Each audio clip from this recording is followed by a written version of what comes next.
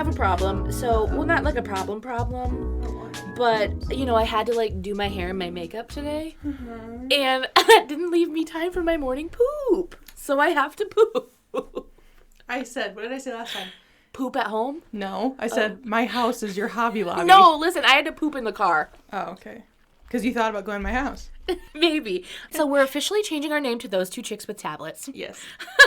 We're stupid. Oh, are you ready? Yes, I'm ready. Okay, I'm ready. welcome To Those Two Chicks with a podcast. Podcast? I was Emma. saying with tablets. Oh my God. Sorry. Wait, let's do it again. Which one are we doing? Welcome to Those Two Chicks. Oh, wait, with a tablet? With a tablet? We'll just keep our name. You know the show. You know what we do. Maybe. My name is Emma Grace. My name's Jordan, and we're here. We're here. I have to tell you guys a story that I already told Emma, but I just want to tell you guys because I feel like we're friends now. So I bought fish. And listen, I didn't want to be, because I've seen videos online where it was like an interview with like a Petco employee or whatever, and they were talking to someone, and, you know, they were saying like, oh, it's so annoying to see parents come in and buy fish for their kids because they don't give a fuck about, like, well, they didn't say it that aggressively, but they were like, because they don't give a shit about how to, like, properly take care of them. Mm-hmm. And fish are still animals. Like, you can't just, like, die fish, you know? It's like, you know, so don't buy, like, a tiny bowl for a fish that needs a bigger bowl and, like, all the things. So it was really kind of for my niece and just kind of also for my kids. Mostly for my husband because we thought it looked cool. So Jenna sent money with Maisie to the store, right? She sent $20. So we're all excited. We're in the store. I asked Jenna to send me another $10 because it's adding up. But I was just letting the kids, like, pick out decorations. And we ended up getting glowfish, which, if you guys don't know, they're like, you, like, have lights on them and they, like, glow, right? They're, like, electric colored, like, blue light things. And they're really cute, kind of, for fish. And, so I'm like, okay, we got to get the tank. We got to get the right food. We got to get this. We got to get that. And I also just wasn't paying attention. I was just putting shit in my cart. We walked out of there spending almost $170 for fish on accident. Lucas was so mad. He's like, really, on fish? But it was like one of those moments where you take your kids to get something and they're so excited and you're just like, all right, kids, toss it in the cart. Like, that's just how I get sometimes. We get these fish. We literally... like me and my niece, she's 8, so she's not like my toddlers who don't know what's going on. So we were watching YouTube videos, figuring out how to properly get them in the tank. I had tank water conditioner. I had a tank with a filter that lights, like we did everything, okay? I acclimated them to the tank very carefully. I took the 20 minutes or whatever and, like, dumped the water in every 5 minutes. And this was, like, a fucking process. Mm-hmm. That took us until, like, 9 o'clock at night. We got home at, like, we were at the store at, like, 7, and then we got home finally at 9. So we, like, took our fucking time. Yeah. You know, everything was great. And the kids were so in love with them. Like, we set them up in my niece's room. And I was like, yeah, I'm the coolest aunt ever. And mom ever. And they were so happy. Like, they kept telling my mom and my dad to come look at the fish. And, like, they were so happy. Mm-hmm. So then, you know, we go to bed. And I wake up in the morning because I just can't sleep. And I'm reading articles about glowfish. I'm like, okay, so when do I feed them? And, like, and Emma was laughing at me because, like, I got them, like, the right things to, like, play in. Because I didn't want them to get depressed. They can get depressed. I believe you. They can. I appreciate how much you went into. Yeah, I care. Your fish's happiness. Yes. I finally get up because I was kind of sleeping in that morning. And Maisie comes out and I said, it's breakfast time. So I'm like, okay, Maisie, we got to feed your fish breakfast because they have to eat 3 meals a day. They do. Okay. And she says to me, yeah, I was planning on it. I'm just waiting for them to be done resting. They're sleeping right now. I'm just waiting for them to wake up. Immediately, I have red flags. And I'm like, they're resting. No one else is concerned. 3 other adults in the room. Like, they're resting. And Jenna goes, yeah, she said they're resting. They're sleeping right now. Fish can sleep. And I'm like, I mean, they can rest. They do. Right. But I was like, okay, did you go look at them? And she's like, no. And I'm like, oh my God. So I go into her room. They're fucking dead. They're dead at the bottom of the fucking tank. It hasn't even been a day. No, and they were like, you think these are fucking resting? Their eyeballs were popping out. And they were just, like, they're fucking dead. Oh. And I'm like, Maisie.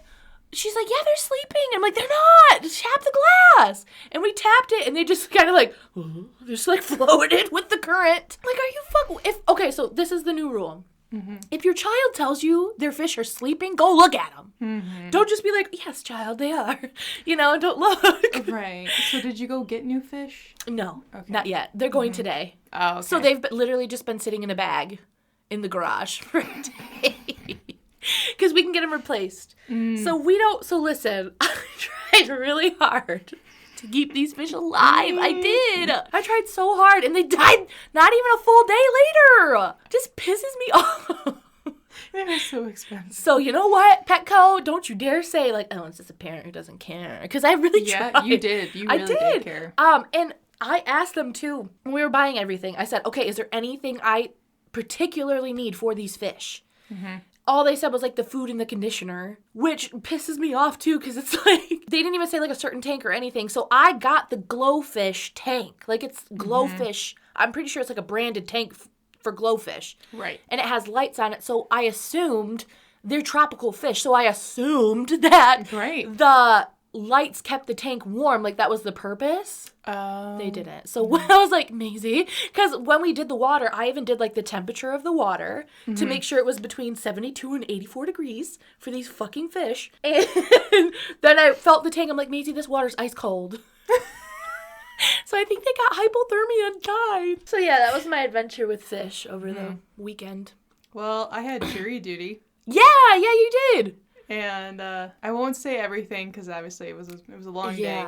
But just a little to be in my life for a minute.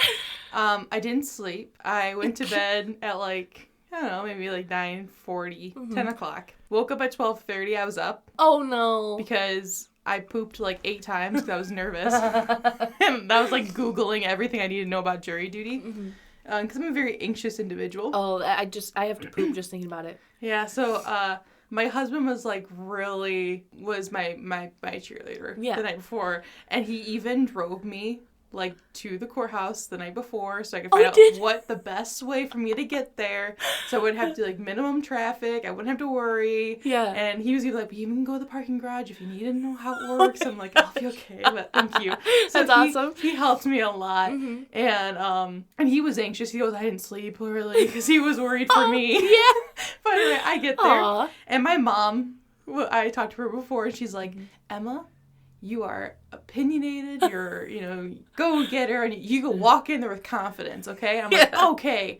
I walked in with too much confidence. So I walked in there, and there's 2 police officers, and they go, you must be here for jury duty. And I said, how could you tell? And he goes, you look miserable. So, you got me. So then they give you this bowl. And it's like a dog bowl. Like, it's huge. It's a big bowl to put all your belongings in there. Oh, yeah. Okay. And I said, well, I don't take my wedding ring off. And they said, no, you should be fine. Just put up your hands up. And when you walk through the little detector thing. Yeah. I don't know. Metal detector. Yeah, metal detector. Thank you. And then I had, like, metal on my boots. Yeah. I said, well, they were on clearance. I'm pretty sure they're not real, but I don't know if they'll go off. Yeah. Well, I did go off. Okay, so of course I'm like, my heart drops. I know I don't have any weapons on me. Like, I can see you carrying a Glock. So he goes, well, they saw my wedding ring. He's like, okay, it's just your jewelry or whatever. So I take my things, and I have to go to the 4th floor. So I'm already like, my heart, I'm like, okay, I did it. Yeah. So I go up to the 4th floor, and I then just go, what the hell? Yeah. I stole the bowl Emma! that you put your stuff in. But the thing is, I had to go up 4 flights of stairs. And you just carried the bowl the whole way there? And like my purse is in the bowl. Did anyone say anything? My purse is in the bowl, my keys, my phone. But it's a big bowl. It's like a dog bowl. And I'm just carrying it like my purse goes over my shoulder. And I haven't questioned it. And so I went back. I was like, oh, why the hell do I have this? I stole this from you. I'm sorry. So I went back downstairs, and they're like, we were looking for that. And I was like, I'm sorry. And the police officer goes, we only have 4 bowls. I got really nervous. And that was the first first 5 minutes of jury duty Emma! for me. I stole a bowl. Did you, like, walk upstairs with it? Or, like, go in an elevator? I walked upstairs with it. I had 4 Were you flights. passing anybody? Oh.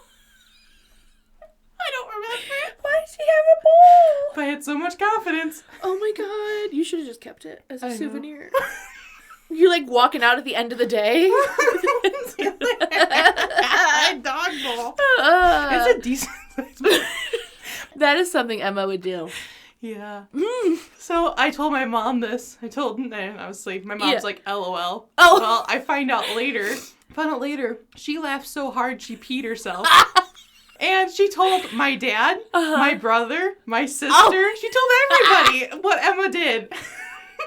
I would too, though. You would have told me. Oh, that's so funny. Well, that was a fun way to start this episode. That's going to be very depressing. It's True Crime Tuesday today. Mm-hmm. It's my turn. And I'm going to betray you all and do a case that's not Michigan. I'm sorry. But I had to do it because I saw an article about it. It's actually coming up on the 4-year anniversary. Oh, no, the 4-year anniversary happened. My bad. It's April. The anniversary is March 28th. But... Oh, okay. Or 26, I'm sorry. But... What is sorry, it? I'm sorry. So anyway, I saw the article around that time. And so I had heard of this because it starts with an accident. A car accident. Okay. And I saw the news about the car accident because it's like a really big deal. And you'll later find out in the story that one of the children, a photo of them went viral before they passed, obviously. It was years before. Okay, anyway. So I remember seeing the photo of this kid and it just struck me. I was like, oh my God, that's so sad. Like, that's horrible what happened to them. I did not even know the true crime aspect of what's going to happen. I just saw the car accident and then I just never, it was 2018, so I wasn't really into true crime yet, and I just, this is a really big case and a really big deal. I just hadn't heard of it, or even like, I think I've seen the name of the family before, but it just didn't connect. When I saw the article again a couple weeks ago, I was like, holy shit. Like, I didn't realize how much went into this accident. Like, I just thought, oh, this is some tragedy that happened. I mean, it is a tragedy, but you're going to see it's insane. So I'm going to tell you the story of the Hart family. And I was going to say of California, but that's not even where they're from. They just move so much. But so let's jump right into it. I want to say there is trigger warnings. There is neglect, abuse against children, and child murder. You know, if that's too much for you guys, I totally get it. We'll see you on Friday. But yeah, so we'll jump right into it. On March 26, 2018, the nation was shocked when a family of 8 plunged off the edge of a 100-foot cliff in California, killing every member of the family. Of course, friends, family, and the nation were all struck with grief over this tragedy, but odd signs pointed to something more sinister, starting with the fact that there were no brake marks in the gravel. Okay, so Sarah and Jennifer Hart met in college at Northern State University in South Dakota. Both had a seemingly normal upbringing, and both actually majored in elementary education, which I find just funny that they majored in helping children. It's said that they kept their relationship a secret, as this was in 1999, and same-sex relationships weren't as accepted as they are today. Sarah and Jennifer said once they did come out after graduating college, they lost friends and family and decided to move to Alexandria, Minnesota in 2004, kind of distance themselves. They ended up getting jobs together at a department store called Burgers, which LOL, because, like, what kind of name is that? Burgers. I've never heard of that. Me neither. Burgers. Burgers. It was here that they decided they would be open about their relationship and wouldn't hide anymore. So, you know, it was they were together. People knew they were trying to get supportive people around them. Same-sex marriage wasn't legal in all states at this time, so Sarah just changed her name to match her partners in 2005, but they would end up getting married in 2009 in Connecticut. Now, Sarah actually didn't finish her degree while they attended school, while Jennifer did, and it seemed like Jennifer wanted to work... Okay, hold on. I have this mixed up. My bad. Oh. Jennifer is the stay-at-home mom. Oh my God, hold on. Yeah, I have it mixed up in my notes. It's the other way around, I'm pretty sure. Sarah got her degree, Jennifer didn't. Okay. Sarah was more ambitious in, like, work aspect, and Jennifer wanted to stay home. Okay. Which, no big deal, that's still ambitious to be a stay-at-home mom. Right. Which actually became their reality in 2006. It was that year when they would adopt 3 siblings from Texas, Abigail, 3, Hannah, 4, and Marcus, who is 8. The couple would adopt another set of siblings from Texas, Sierra, 4, Devante, 7, and Jeremiah, 5. I will mention all 6 of these children are black, which I know might not seem relevant at the time, but it will be later in this story. The family would often travel to music festivals, political rallies, and other big events, which would be documented on social media by Jennifer. I mean, they have like a really big social media preference. Or presence. Sorry. Sorry. A photo of Devante hugging a white police officer at a police reform protest in Oregon went viral in 2014. And this is the picture I was talking about. Like, I remember this, and I wanted to show it to you and see if you remembered it. Do you recognize that picture? Mm-hmm. Okay, yeah. He's one of the children. Oh. Yeah. It's really sad. I didn't know that. Yeah. And I'll talk a little bit more about that picture. So basically all of this to say is that this family seemed to be a picture-perfect modern family. 2 moms, white moms, I will say, 6 black children, dedicated to leaving the world a better place than how they found it. They were vegans. Later, they would want to grow their own food and have a farm. Like, they were just this, perfect little, Instagram wasn't really their thing, but like Facebook family. But it turns out that this home wasn't filled with love and acceptance. It was a place of neglect and abuse. Oh. So, which is, it's really fucked up. So it turns out that Sarah and Jennifer's family never turned them away for their sexual orientation. We don't know exactly why, but once they came out, they distanced themselves when they moved to Alexandria. And it turns out that they actually had another foster child before they adopted their 6 children. We don't know this girl's name, but she has given the name Lee in her online interviews, just a fake name to protect her identity. Now, apparently, she went to live with the Harts in the summer of 2004, when the women were only in their mid-20s. And now she was a teenager. And I mean, that's a lot of responsibility to take on in your mid-20s. Like I couldn't imagine right now, like adopting a teenager. It would be a horrible fit. I'm definitely not ready for that. And also this child that they brought in was troubled. The girl even said this herself, like she was hard to handle as a teenager. So that's a big stressor. Now she said Jen was very quiet, but Sarah was very argumentative and moody. This caused a few rifts between the 3. They were also telling people that this girl was eating out of the trash, which wasn't true. So obviously that hurt her feelings, and she didn't understand why they would say such a thing about her.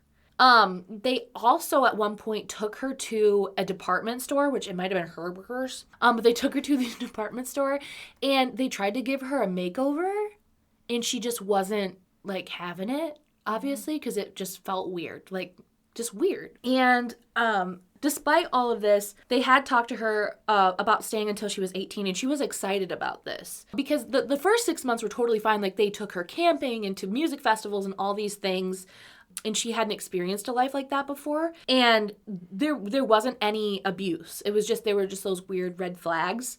And they even told her about how they were planning on adopting 3 foster kids from Texas. And, she was so excited to have siblings. And that was until it all came crashing down around her, because in the spring of 2005, they dropped her off at a therapist appointment and never came back. Oh. They abandoned her. No idea why. Huh. Yeah, just interesting. Yet, despite that, they were still able to adopt 3 children. And eventually another 3 children. So let's get into a little bit of the timeline for the big red flags and accusations of abuse. So in 2010, the Harts are still in Alexandria. So at this point, the kids are a little older. Most are enrolled in school. They are still kind of close with some family and friends. But in November, a report is filed with the Alexandria Police Department in which Abigail, who was then in 1st grade, told her teacher and detectives that Jen Hart put her head underwater, bent her over the bathtub, and hit her with a closed fist, resulting in owies on her abdomen and back. She was 7. And Abigail told authorities that the discipline was because she found a penny at school and had it in her pocket. When authorities interviewed Sarah about the incident, she said it was her that had delivered the punishment, not Jen. Or, I'm sorry, Abigail was 6, but it was said that Abigail, who was 6 at the time, likely said it was because that Jen was mad at her, so she said Jen was the one who delivered the punishment, but Sarah took the blame for it. We don't really know if that's true or not, or if Sarah was just protecting Jen. We don't really know. And it's just, they have a weird dynamic, Jen and Sarah. And I definitely don't want to say, like, one was more innocent. But it did seem like Jen was the more quiet one. And Sarah was the more, like Lee said, was moody and outspoken and, you know, all these different things. Obviously, they're both at fault. But we don't know if, like, the relationship was manipulative, if it was abusive. We don't know. But as soon as Sarah was charged with a misdemeanor for this incident, the kids were pulled from public school in April.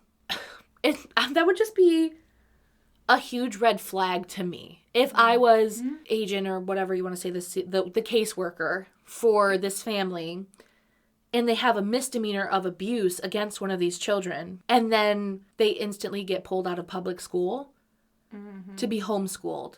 You know, that's obvious that they just want more control and for the children to have less access to other people.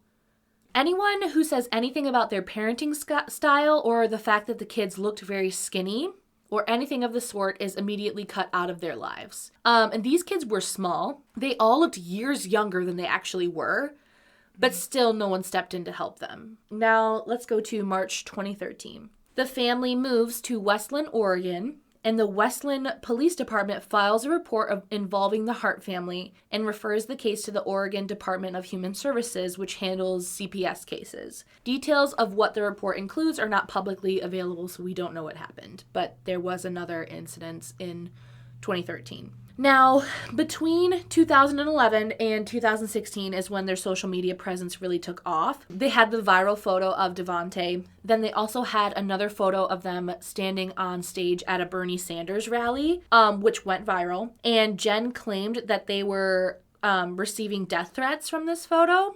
So she actually stopped posting photos of the kids for a bit and asked everyone else to please stop sharing, which is funny because, like, she's shared their whole frickin' lives, you know? Right. So they moved again in 2017 to Washington State, which was what they claim as a result of the unwanted social media attention. While in Washington, so this is a pretty big incident, Hannah, actually, who was 15 at the time, jumped out of a 2-story window and ran to their neighbor's house begging them to hide her from her family. This happened in the middle of the night, like 1 a.m. And the neighbors said Hannah looked so much younger than 15. Like, she probably had the body size of like an 11 to 12-year-old. Oh, and she was also missing her 2 front teeth. So she looked almost like she was like 8 or 9. Oh. And this girl was 15. And you know, it's never really said, like, why she was missing her 2 front teeth. Okay. But what Jen and Sarah claimed is that she got them knocked out in an accident, and the dentist said that she couldn't have them replaced until she was 18. Like, what sense does that make? So we don't know if maybe she lost the teeth in abuse, maybe malnourishment, we don't know. And she told them that her mothers were racist, would beat her with a belt, and would withhold food for punishment. Now, they could actually hear the family calling for her outside, and she was begging them to please not let them in. Like, how horrific is that? That's terrible. This is horrible. But lo and behold, they let them in. And Jennifer was apparently even given alone time with Hannah to calm her down, which is just, you know, I don't want to judge these people too harshly, but even if a kid came over and told me that, even if it was a young kid, I would call the cops right away. Because it's not my job to decide whether that's true or not. Right. To me, it's authority's job to decide whether a child is in danger or not. You know, like, yeah, you know, just like put that in their hands, you know. Jennifer went to talk to Hannah, and she came down the stairs, and the neighbors said it was like she was robotic, the way she was acting, instantly just a change. She made her come down and apologized to the neighbors, and she was calling Jennifer ma'am, which is weird. And Jennifer told the neighbors that she suffered mental issues and that she was a crack baby. Like, nice. Like, are you fucking kidding me? It's just sick. And so these neighbors, they said that the kids would rarely be seen outside, which is funny because online, Jennifer was claiming that it was the kids' dream to have a farm and to garden. Mm-hmm. These kids were never outside. Ever. And they said that it was really weird. Anytime they did see the kids leaving to go somewhere, they walked in like a single file line. very robotic-like. In March of 2018, so this is only a few months later, Devante would begin going to the same neighbor's home and asking them for food. And it started kind of off like a little slowly. And then eventually he went over and asked them if they could hide a box of non-perishable foods behind the fence of their house so he could just go grab it at times. And I think this was like the final straw for the neighbors. Even though this has been like months and months, she was like, okay, I finally, like, I need to call and do something. So, yeah, and Devante even told her like they would withhold it for punishment, and everything Hannah said was true. She still waited a few days to call, which is crazy to me, but, you know, maybe she just didn't want to get involved. Maybe she was scared of getting involved. I don't know. Well, like, what would happen to the kids if she did get involved? Yeah, and which is funny because, yeah, that's terrifying. Going to lead into what happens next. But a social worker for the Washington State Department of Social and Health Services attempts to make contact with the family after the neighbor files the complaint alleging the children were potential victims of abuse and neglect. So now we're to the week of the accident. Oh my God, I hate this. DSHS. Why is that so hard for me to say? DSHS. The Department of Social and Health Services. Wait, what's hard for you to say? Just the DSHS. I don't know why. I have to look at it while I'm trying to say it. I keep wanting to say DHS. That's Department of Homeland Security. DSHS. DSHS was trying to reach the Harts unsuccessfully for days at this point. I don't know why I said days like that. After the third attempt, the caseworker did call police to ask for a welfare check. This would be the same day that their SUV was found at the bottom of a cliff. So during these last few days, the Harts were spotted at a few stores because, you know, they were living in Washington, so they traveled to California. Like, they knew the jig was up. Yeah. And so immediately they packed everything and they left. And so now I told you again, at first they thought this was an accident, but they would come to find out by looking at the data from the vehicle that the car actually sat still at the top of the cliff at a pull-off area for a while. So they just sat there for a little bit before accelerating and going off the cliff. They found that Jennifer, who was driving the SUV, was intoxicated with a blood alcohol level of 0.102. The legal limit is 0.8. 0.08. 0.8, that'd be. Wow. And that 3 of the 4 Hart kids tested positive for the active ingredient in Benadryl. Sarah also tested positive for the drug. And it said that Sarah actually had 42 doses of Benadryl in her system. Oh.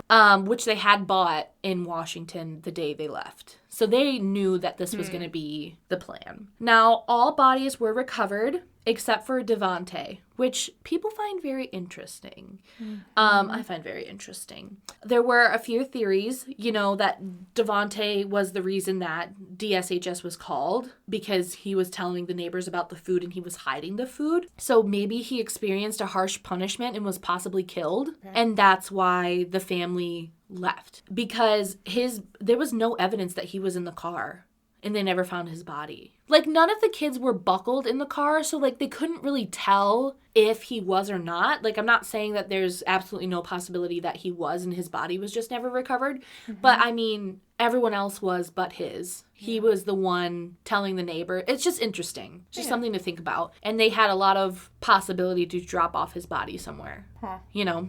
Just kind of interesting. So the story is just tragic and incredibly frustrating because it's pretty obvious that Sarah and Jennifer were being given extra chances. And honestly, it seems like a lot of it has to do with the fact that they were white. We don't know the history of Abigail, Hannah, and Marcus, but the mother of Sierra, Devante, and Jeremiah lost custody due to substance abuse. Now, after their biological mother, Sherry Davis, lost custody due to the substance abuse problems in August of 2006, the Davis children were given to their paternal aunt, who was named Priscilla, under the condition that they were to have no contact with their biological mother. Priscilla was required to work in another shift that she didn't know about, and she was put in a tough spot. So she asked Davis to babysit her kids. And, of course, that just happened to be the day the CPS worker went to go check on them. So they were found with the mother. Immediately, the children were taken away and put up for adoption with the Harts. And it's just kind of crazy that, you know, Priscilla was trying really hard to get them back. She's never had any issues with abuse, substance abuse for herself. She has no criminal history. Honestly, it was just the fact that they needed more money. She had to work. Right. You know? And it was just like, boom, one accident and you get these children taken away.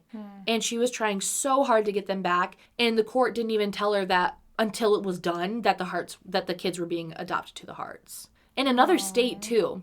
Yeah. And they actually had another brother who was named Dante, and he was just a few years older. The Harts didn't want him for some reason, and he was 10. So a lot of people think it could be the fact that the older the kids were, the harder they were to control. Because if you think that the girl who they gave up before was a teenager, so maybe it was just too hard for them to control. So Dante, they said it was for mental issues, but it actually he could have, but it turns out that he actually tried to commit suicide a couple days after his siblings were taken away from him. Oh. How horrible is that? And they talk about this too, like the failure with the foster system. They say it's like a pipeline to the correctional system. I don't know how they word it. There's like a pipeline where a lot of these kids end up in prison. And that's actually what happened to Dante. So he went in and out of homes, in and out of mental institutions, and ultimately at 19, he was arrested. I'm not quite sure what the charge was for. And, he was really hoping, though, that he could be united with his siblings when he got out of prison.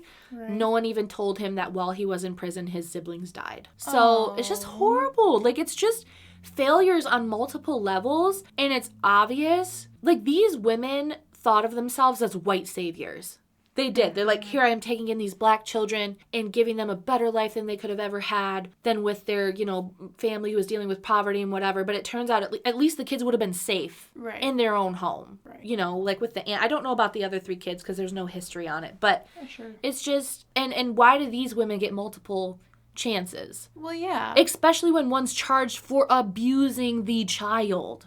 You get one's charging. They also just dropped off the one that they were fostering, and then they're able to adopt 3 kids. Yes. That does not make sense. No, and it's like it just, like I said, failure on multiple levels. It's like, how did no one see this? Right. They had to go to doctor's appointments. Even the doctor said, they're so off the growth charts, but they didn't do anything. Like, why did no one step in and do anything? Yeah. And on the children's bodies, like, there were obvious marks of past abuse. It's just horrible. And like I said, like, the 15-year-old looked like she was like 7. Yeah. I mean, they're like small kids. And it just pisses me off too, because then there was a picture of Jennifer in a store while they were running away, and people were like, wow, she put on a lot of weight. And it's like, she put on a lot of weight while her kids are literally fucking starving. And when police went into this household, this family is portraying this, vegan, healthy lifestyle. They had like processed lunch meat and just like a bunch of food that just isn't coinciding with that lifestyle. The house looked like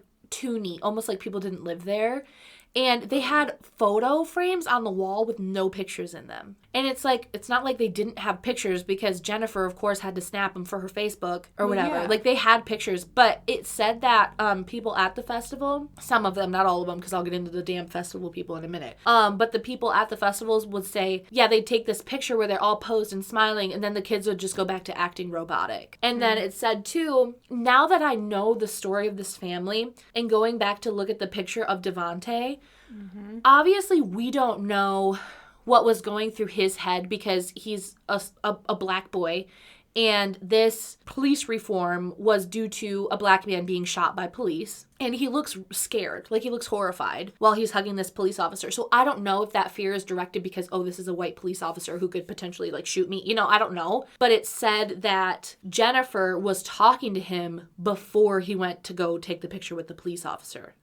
So that leads a lot of people to think, like, what did she say to him? Like, was she potentially abusing him then in the moment mentally, and then he just went to go take the picture for her so she had something for her Facebook? And so the other thing that's just really annoying is that people still to this day defend Jennifer and Sarah Hart. Friends from the festival community, friends from Facebook, basically, still defend them and say, like, they're the parents that this nation needs and whatever. But it's like, how do you explain all of that stuff that went on? Like, I don't know if these people just like think that these abuse claims aren't real and that, it's just some tragic accident or what. I don't know. She was accidentally intoxicated. Yeah, and everybody was accidentally drugged, and the children were accidentally bruised and accidentally telling people they weren't eating. Like, I don't... That doesn't make sense. No, and there's even a musician, which, like, I won't even go into all of it, but there's a musician, too, who's, like, friends with them, and he's, like, defending them. It's batshit crazy. Are they only getting part of the story or what? I don't know. I really don't know. But it's, they're obviously not, though, because online you get the full story. And there's a huge podcast, which you guys, if you think this case is interesting, it's called The Broken Hearts, like multi-part series podcast on them, which is really good. And their story has actually been featured in documentaries, in shows. So it's like, how can you still defend those people? You know, like there's no excuse for whatever they did, you know? There just isn't. So... And I just want to say, too, I don't mean to dog on, like, the whole CPS foster care system, because it's a job that I never will know the stress of. Like, it's obviously a really hard job. Oh, for sure. But there is something deeply flawed in it, because it happens over and over and over. What can we do to better help these children? You know? Right. It's horrible. It's just, and you see this everywhere, even at like public schools or whatever. Yeah. You hear all the stories all the time of, yep, that's just how these things go. I'm like, why does it have to be that way? Yeah. Like, why can't we make that difference? Yeah. Why do we still have to watch kids getting abused? Yeah. When we're trying to have a system to better their lives. Yeah. To make them in a safe environment, but something's not working. And then we just mourn once it's... Right. Once it has gone too far. Right, and we go, oh, this again. Yeah, because no one stood up and said anything. And it's just, I don't know. And, you know, maybe I should have done some research on, like, the reform we could do. And you know, maybe I will before we put this episode up, and I'll post some links on our Facebook group and in the podcast show notes. But, it's too easy for people to become foster parents. And I'm not saying, because there are many that are fucking angels. Oh, yeah, you know, sure. so many. But it's like, what about the people like the Harts? You know? And just child abuse in general. Like, with the school system. And then they had a good point, too, in a podcast I was listening to. It's like these homeschooled kids, which, again, I'm sure there's families who are amazing with homeschooling. But it is another way for parents to isolate their children, to make sure they have no adult supervision, or other, you know what I mean, like other adults around them, so they could tell somebody. What can we do to protect these kids? You know, like, what can you do? It's just horrible. I don't even know what would even be possible at that level, because there's so many. You know, it just sucks. And this case was really depressing. I was crying. Yeah. I was writing some of it because it's just sad. Like, and these were babies. Like, when they were adopted, the youngest ones were, you know, 3. They were between the ages of 3 and 8 when they were adopted. They get ripped away from their families, everyone they know, just into this home where these women aren't feeding them and hitting them. And it just goes to show, too, that all the things you see on social media, people were so duped. Only see the highlight reels. You will never know what's truly going on in somebody's life. You never fully know someone, even just in general. You never know what someone's capable of, but especially if you're trusting people that much who are just your social media friends. Yes. It's, yeah, I mean, that's all I have for this one, but, oof. Are there any leads now for what happened to Devante's They did say they declared him legally dead. Right. And they have said that he was most likely in the vehicle. So they're not even searching. That was just a theory. Okay. I just think it's interesting. And I feel like it's something that, I don't know, maybe we'll find out in like 10, 15 years. Someone might find out something, but he was never in the car. You don't know. Or they might have, like, if he did escape the car, even where his body might have ended up or something. Yeah. It's just never recovered. And it was said too that one of the children, all that was found was a skeletal foot in a shoe. Oh. Which, so I don't know too. There's a possibility of sea animals. Is that the right term? Sea creatures? Something got them in the water? Got their corpse? How long were they missing? They weren't missing for that long because the vehicle was found like the day of the accident. It happened in the middle of the night and they found it in the morning. That's what I thought. Yeah. I'm sorry. I don't really know. So I don't understand how there's a skeletal foot in a shoe. Well, yeah. I thought, wouldn't it take longer? Or maybe it doesn't. But that's my thought though. Is there some sort of sea life that's messing with the bodies? I don't know. It's California. I don't know. Maybe that's why his body has never been recovered. I don't know. That's a good theory. Possibly. Point, yeah. But I think too, like, what made them just like instantly run away like that? Because you know, she's been caught doing this before. And she kind of got away with it, with just a misdemeanor. Well, that's what I was wondering. That's why I think something happened to him. I mean, I just read this theory and I was like, that makes sense. If, you know, because he's the one who's going to the neighbors. Think about it. These kids are getting older where they can finally maybe stand up a little bit. Was he causing, you know, issues with what they were trying to do? Was he saying he was going to go tell someone and they did a harsh punishment that they killed him. Because that's what I think is like, it got too deep and they knew, because, and I meant to mention too, they were there one time when CPS came knocking on the door. They just didn't answer. So that makes me think too, like, maybe that's when they did something to Devante and they were like, oh my God, you know, we killed him. We got to do something. You know, we got to do something. Okay. You know what I mean? No, that makes sense. Because I was wondering, I'm like, if you've done this, I mean, clearly they had a bad reputation here already of what they've been doing, but they've been getting away with it for some reason. Yeah. That's the only thing that didn't really make sense. And all they could do is just pick up and move again. Like, why didn't they just do that? Well, yeah. Why did they go and just kill their whole family in themselves? I think it went too far. I mean, that's just my personal opinion. No, I mean, that's a good thought, though. Because what else would make you snap like that to just be like, this is it? Yeah, I don't know, because... We've done this for so long, guys, but now it's done. Yeah, because I didn't see anything like history of depression or suicidal thoughts for them. And it was said that Sarah was Googling, like, death by drowning. How long does it take to drown in a car? A painless drowning. So, like, they knew that they were going to do it. This all happened within the few days that they were gone. So they knew they were going to do it. It's just like, why? Because she's never looked up stuff like that before. So what happened? What was the switch?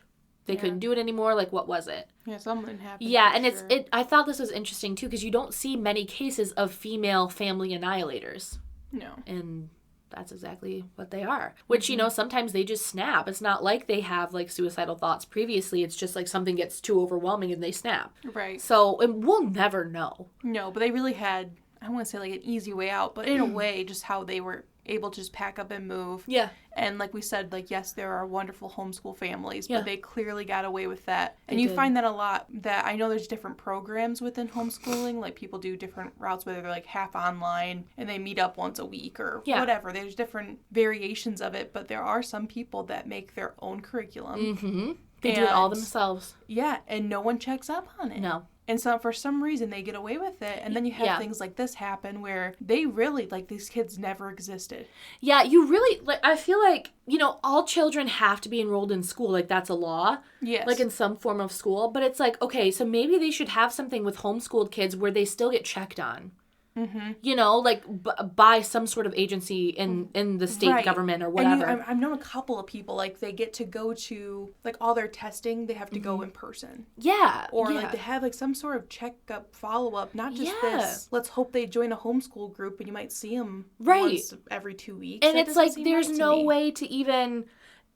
And, you know, I don't want to piss any anti-vaxxers off or anything, but with public school, you have to have your kids, like, updated on certain shots. And, like, like I have to have all my children's medical records to enroll them in their schools, you know, for, like, daycare, or even, like, I'm enrolling Lincoln in public kindergarten next year. I have to have all this stuff. So there's not even anyone forcing them to get checkups on these kids as they should, except for, like, the caseworkers, which was still sporadic. Like, it wasn't like they were getting the medical care that they needed. Right. I mean, look at the kids. Yeah. If you're looking at them going, you're 15, but I think you are equivalent to an 8-year-old. Yeah. That just tells you something's not right. Something's not right. And you need to get checked out. Yeah, and they would claim too, like, because family members would say something like, you know, the kids are really small, and she would just say, well, you know, we're vegan and whatever. But it's That's not right. Even vegans, like, I know some vegans who are overweight. Like, it's not like, oh, you're vegan, you're going to be malnourished and, like, scrawny, you know? Not. And that's what even said, like, I'm not trying to upset anti-vaxxers, but that's something that I think people that might be like, well, they're wonderful parents or whatever, you can't look at the information and go, this is okay. Yeah. Whether you are, you know, for vaccines or not, or whether you're a vegan or not, or anything, like, all these things go, you can't look at that and go, that looks fine. Yeah. Like, that's not right. No. And 6 kids had to die because of it. I know. That is awful. It's horrible. Well, now you pissed me off. I know. Oh my God, I was getting so mad. Like, anytime I listen to it, it just pisses me off too, because, you know, we're both white. Yeah. We will never understand the experience of a black person. We'll never understand what that feels like. Right. But it just pisses me off that these white women got a pass. They're like, yeah. And like I said, like, people, you know, it's blatantly fucking obvious, the racism in the case. If you look at the black paternal aunt who was caring for them, again, like I said, no record, no nothing, makes one mistake, boom, taken away and adopted. 2 white women, hits the kids, bruises on the kids are saying that, no, you can keep them. And left 1 kid at therapy. Yeah, no. It pisses, it makes me so mad. Sorry guys, I probably pissed you off on your Tuesday. You pissed me off. You done pissed me off. But yeah, like I said, there's so many resources on this case. And like if you're interested in documentaries and podcasts, there's so much more. And so much more little facts that, I didn't add in here for the sake of time. But go listen to them and get yourself pissed off more, because pissed off people do things to change things for kids in the future. We'll get a little post together. I'll post something on the Facebook or Instagram or wherever on maybe reforms that could help. That was my sad crime today. That's sad. I know. It's irritating, actually. I know. How do we end this now? Because I'm angry. I know. Be like, goodbye! But we have a fun one coming on Friday. Yeah. To kind of balance this out, we're going to do underwater aliens. Mm-hmm. Swimming in the ocean. It's going to be cool. I'm really excited about my research for it. It's really interesting. Mm-hmm. Aliens. Mm-hmm. I hope you guys picture that. Every time you hear me say that in the podcast, you better think of that guy with, like, the crazy hair who's on that History Channel alien show. And he's like, the meme I'm talking about? He's got his hands like this, and it's like, aliens! That's what I think of every time. So if you hear me say that, I'm putting my hands up like that. She is. I can verify. Okay. All right. 3 times, and they'll pop out of the mirror. Aliens. All right. I'm done. Shut it down. Bye-bye. See you later. Bye-bye now. All right. Hope I don't have the walking farts on the way home. Oh, that'd be unfortunate.